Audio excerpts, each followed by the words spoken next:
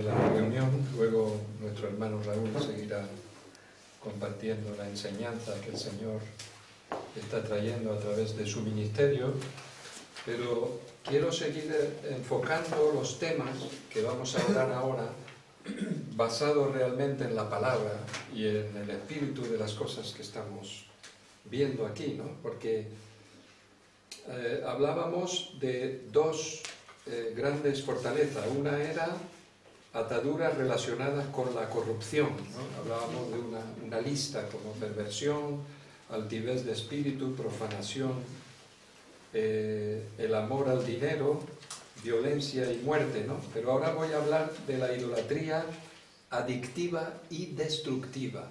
Esto es una cosa que se ve claramente expuesto en la palabra a través de la profecía contra Egipto. De la misma manera que dice, quiero que hables contra Tiro y Sidón, ahora quiero que hables sobre Egipto, sobre el faraón y sobre lo que eso representa, ¿no? Y deciros solamente que, hermanos, el pecado individual, el pecado colectivo, nacional e internacional, practicado de forma continua, presentado como algo aceptable, incluso aconsejable, ¿no? Según la mente democrática, para todo el mundo cabal e inteligente, hace que el juicio de Dios venga, porque muchas veces todo eso va en contra de la voluntad de Dios, ¿no? Y no es porque Dios sea un justiciero vengativo, sino que esto viene como freno a una destrucción del género humano, ¿no? Que es lo que quiere hacer el diablo. El diablo viene para hacer daño, para destruir, para robar, para matar, ¿no? Pero dice la Biblia que Cristo vino para dar vida y en abundancia. Amén. Amén. Entonces vemos esas... O sea que el juicio de Dios conlleva a unas reacciones positivas en el fondo que traen cambios de progreso a todos los niveles, humano, científico, espiritual, en todo, ¿no? Amor, atención a los más débiles, desarrollo en todos los sentidos. Y en los días de Ezequiel la cuestión del pecado había ya desbordado los límites imaginables, ¿no? Y Dios tiene que poner freno a esto. Por eso envía al profeta con esas palabras sobre Tiro, sobre Sidón, sobre el tema que hay detrás del rey de Tiro, de Fenicia, de los fenicios, el Mediterráneo, las costas mediterráneas, cómo todo eso fue extendido, ¿no? Bueno, y eso es parece que no hemos aprendido con eso, ¿no? Y todavía seguimos viendo, en los países mediterráneos y en todo el mundo, las mismas cosas, seguimos padeciendo las mismas ataduras, los mismos cosas relacionadas con lo que hemos orado esta mañana, la corrupción. Son los mismos pecados y abominaciones, pero disfrazadas de alguna manera, todo disfrazado de modernidad, ¿no? Y entonces, ¿acaso los demonios y pecados no acaban? ¿No fueron ya tratados? Fueron tratados en la cruz del Calvario, amén. Que quede claro eso, han sido tratados en la cruz, todos esos pecados y todas esas ataduras y demonios. Pero mientras los seres humanos sigan abiertos y comulgando con ellos, ¿qué pasa? Que estos mostrarán sus poderes y harán estragos hoy. Entonces, a menos que vivamos bajo la cobertura de la sangre de Cristo y andemos en luz, como dice la Escritura, estaremos expuestos a sus influencias y vencidos muchas veces. Lo que lo derrota es la sangre de Cristo, amén. Estar bajo la cobertura de Cristo y dejar que su reino domine sobre esos reinos y esos poderes. Entonces vamos a seguir viendo aquí en Ezequiel, capítulo 29 y 30. También vamos a mirar algo en Isaías. 19 del 1 al 25, ¿no? Pero concretamente el Señor aquí dice en Ezequiel 29,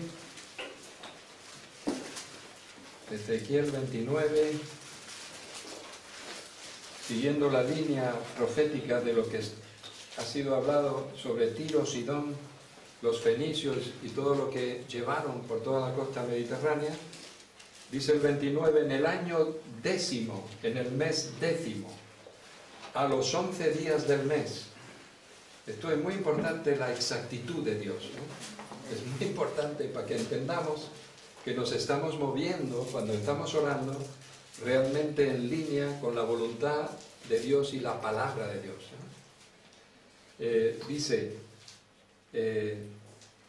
vino a mí palabra de Jehová diciendo, hijo de hombre, pon tu rostro contra Faraón, rey de Egipto, y profetiza contra él y contra todo Egipto. Habla y di, así ha dicho Jehová el Señor, he aquí yo estoy contra ti, Faraón, rey de Egipto, el gran dragón. Tú me has enseñado un mapa con un dragón, ¿lo puedes volver a mostrar? Está relacionado con Alicante. El gran dragón que yace en medio de sus ríos. Y con esto te quiero hacer ver que las aguas es un canal por donde se mueven los espíritus y los demonios también. No solamente se mueve el desarrollo y lo bueno, también se mueve lo malo, por los ríos y por los mares. Y eso llega a las costas y llega a los continentes. Y pon tu rostro contra Faraón, rey de Egipto, y profetiza contra él y contra todo Egipto. Habla así. Así ha dicho Jehová el Señor, he aquí yo estoy contra ti, Faraón, rey de Egipto, el gran dragón que yace en medio de sus ríos, el cual dijo, mío es el Nilo, pues yo lo hice. Qué aberración, ¿no?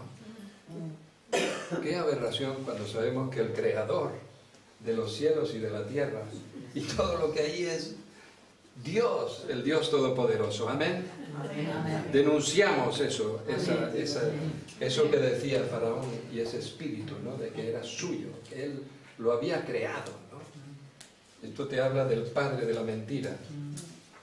Es curioso que en el escudo de Aragón, de Alicante, el dragón que ves significa el emblema personal que tenía el propio rey Pedro, como algo personal.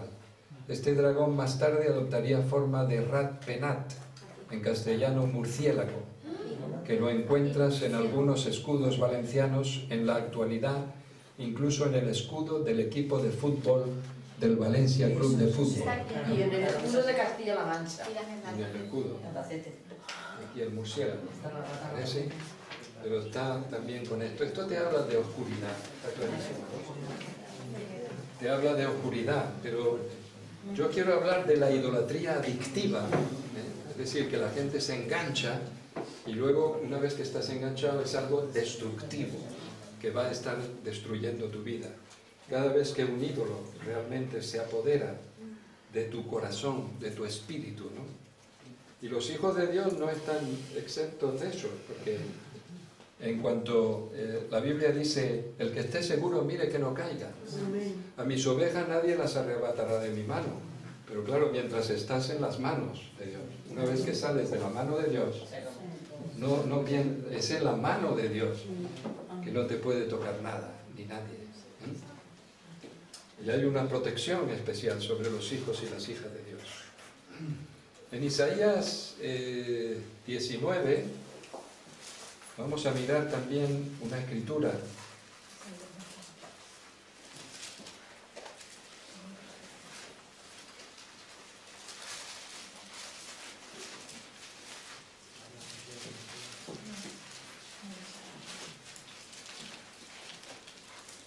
Profecía sobre Egipto. He aquí que Jehová monta sobre una ligera nube y entrará en Egipto, y los ídolos de Egipto temblarán delante de él, y desfallecerá el corazón de los egipcios dentro de ellos. Levantaré egipcios contra egipcios, y cada uno peleará contra su hermano, cada uno contra su prójimo, ciudad contra ciudad y reino contra reino. Y el espíritu de Egipto se desvanecerá, en medio de él, y destruiré su consejo, y preguntarán a sus imágenes, a sus hechiceros, a sus evocadores y a sus adivinos, ¿no? Más adelante dice, y levantaré altar en medio de Egipto, altar a Dios, a Jehová. Pero lo que quiero decir es que Faraón envanecido se creía el amo del Nilo, ¿no? Todos sabéis un poco la historia de los egipcios, los faraones, las pirámides. En Ibiza tenemos un perro que se llama Podenco Ibicenco. Eso es una imagen del Anubis, el dios egipcio, hocico alargado, con orejas tiesas, altas, grandes, es blanco y de color canela. Es un perro que trajeron los fenicios a Ibiza hace 4000 años. Eran los perros que tenían los faraones. Y es el símbolo de la isla, el Podenco Ibicenco. Un perro de raza que en la península se puede encontrar, pero al mezclarse se pierde el rasgo. Cuando tú vas a Ibiza, ves ese perro y te llama la atención. Es aquel perro egipcio. Pero lo mismo que hablo del perro, hablo de otras influencias que fueron extendidas por los mismos fenicios. Los dioses egipcios los encuentran en el Museo de Ibiza y lo encontrarás en los museos de la costa mediterránea. Y los cartagineses más adelante se encargaron también de extender esas mismas culturas y esas mismas idolatrías, a veces cambiando los nombres de los dioses y los ídolos, pero las influencias siguieron su curso y muchas veces a través de las aguas. Por eso, imagínate un poco dónde llega el engaño del espíritu que en realidad gobernaba Egipto. No solo lo que hemos leído en Ezequiel 29, también 30 habla de ello, y en Isaías 19 del 1 al 25, si sigues leyendo, te darás cuenta. Vemos el tipo de potestad con la que se enfrentaron aquellos profetas, ¿no? De antaño. Ya no eran luchas contra personajes como Faraón, sus ejércitos, sino que eran auténticos demonios que recibían devoción y culto, no solo en Egipto, sino en las naciones vecinas, ¿no? Ezequiel 29:3 nos habla de un gran dragón, el gran dragón, versículo 3. Otra versión dice, a ti Faraón, rey de Egipto, gran monstruo, que yaces en el cauce de tus ríos, que dice el Nilo es mío, y el Nilo es mi creación. Otra traducción dice que era como un chacal de desierto. Y ahí en Isaías 19:1-3 se habla de que voy a derribar todos tus ídolos, los ídolos de Egipto, ¿no? El espíritu de Egipto se desvanecerá en medio de él y destruiré su consejo y preguntarán a sus imágenes, a sus hechiceros, a sus evocadores y a sus adivinos, ¿no? ¿Y acaso pensamos que hoy estamos en nuestras ciudades y países libres de esos poderes idólatras y destructivos? Están actuando y están influenciando y están ahí donde pueden estar, donde se les da paso. Personas que no creen en Cristo y su palabra, ¿no? Por supuesto que nosotros no seguimos a ese espíritu de Egipto, pero la inmensa mayoría sigue todavía y viven influenciados por esos poderes. Lo hacen engañados, poseídos por ellos. La Biblia a menudo habla de la oración como una batalla espiritual, ¿no? En Efesios 6, no luchamos contra sangre ni carne, sino que contra gobernadores, huestes de maldad en las regiones celestes, principados, potestades, poneos toda la armadura de Dios, etc. Efesios 6, ¿no? Dice que actúan desde las huestes espirituales de maldad en las regiones celestes, lo dice San Pablo. Estamos luchando, dice Pablo, contra esas huestes de maldad. Y en esta fase de la lucha de la oración hay tres personalidades involucradas. Entre Dios y el diablo está, como dijo nuestro hermano Raúl, inspirado por el Espíritu Santo, el cristiano en oración. El hijo y la hija de Dios en oración. Ahí está, en medio de esa lucha. Aleluya.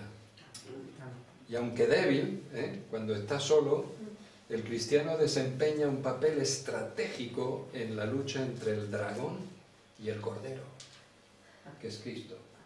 Porque en el trono celestial lo que se ve es un cordero. En medio de toda la adoración celestial, en medio de aquellos cantos, allí junto al trono, el cordero inmolado. Aleluya. Y el cristiano de oración no ejerce poder y autoridad personales, solo la autoridad que le ha delegado el Cristo victorioso,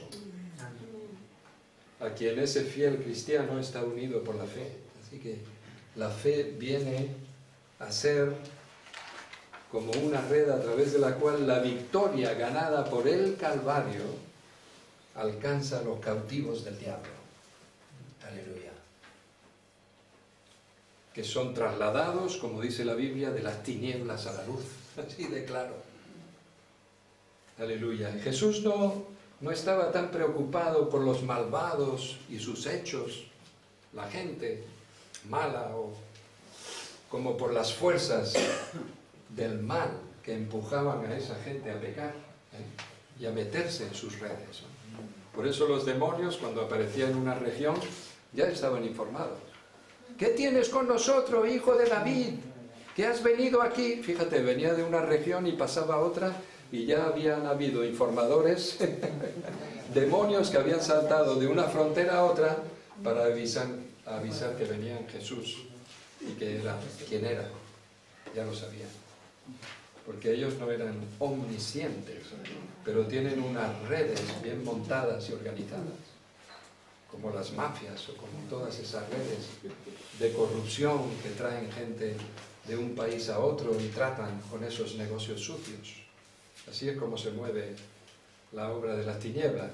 Detrás de la negación de Pedro, la traición de Judá, estaba la siniestra mano de Satanás. Amén. ¿Qué tienes conmigo, Satanás? Le dice a Pedro. Le mira a Pedro, pero está viendo la potencia que hay detrás, que no tiene nada que ver con Pedro.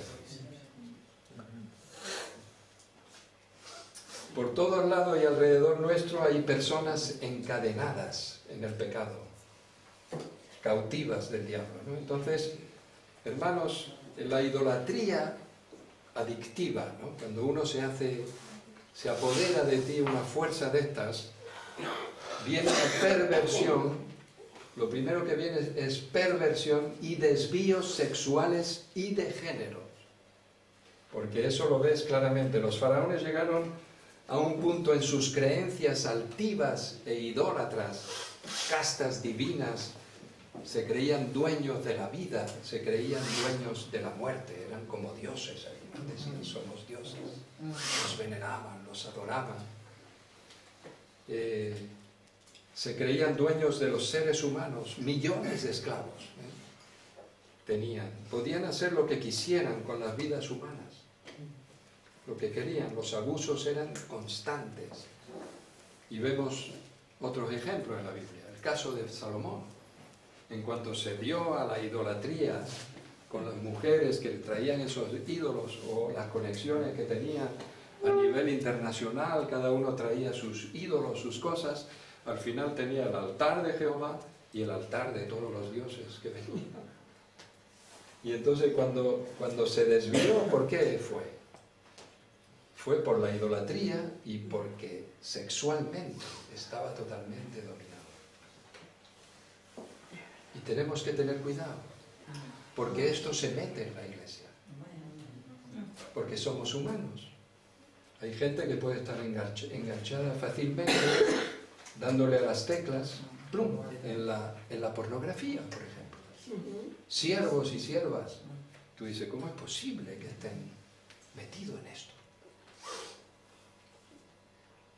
Pueden estar, porque esos espíritus se mueven, actúan. Salomón perdió y era un hombre muy sabio. Sansón, Primera de Reyes 11, del 1 al 9, Sansón, el hombre más fuerte del mundo. Le vemos vencido por Dalila tras romper las órdenes divinas de no unirse a una mujer del mundo. A Sansón le iban las prostitutas y tuvo que pagar las consecuencias. Entonces, detrás de un ídolo, sea cual sea, hay un poder. Así que antes y hoy siguen habiendo poderes que influencian a las personas. Hay adivinos también, hechiceros, misticismo. Eso no era solo de Egipto, es hoy. Está oculto tras ellos, esos poderes. Y entonces el ser humano siempre tuvo esa tendencia de quitar a Dios de su lugar y ponerse a sí mismo y sus placeres por delante, como dice la Biblia, ¿dónde? En Romanos. Vamos a abrir la Biblia en Romanos capítulo 1, porque lo hemos leído tantas veces, pero no acabamos de entender del todo lo que dice Romanos 1, 21. Pues habiendo conocido a Dios, no le glorificaron como a Dios, ni le dieron gracias, sino que se envanecieron en sus razonamientos, y su necio corazón fue entenebrecido. Profesando ser sabios, se hicieron necios, y cambiaron la gloria del Dios incorruptible en semejanza de imagen de hombre corruptible, de aves, de cuadrúpedos y de reptiles. Por lo cual también Dios los entregó a la inmundicia en las concupiscencias de sus corazones, de modo que deshonraron entre sí sus propios cuerpos, ya que cambiaron la verdad de Dios por la mentira, honrando y dando culto a las criaturas antes que al Creador, el cual es bendito por los siglos. Amén. Amén. Por esto Dios los entregó a pasiones vergonzosas. La idolatría te lleva al desvío sexual y de género. Por eso hay tanta gente pillada hoy.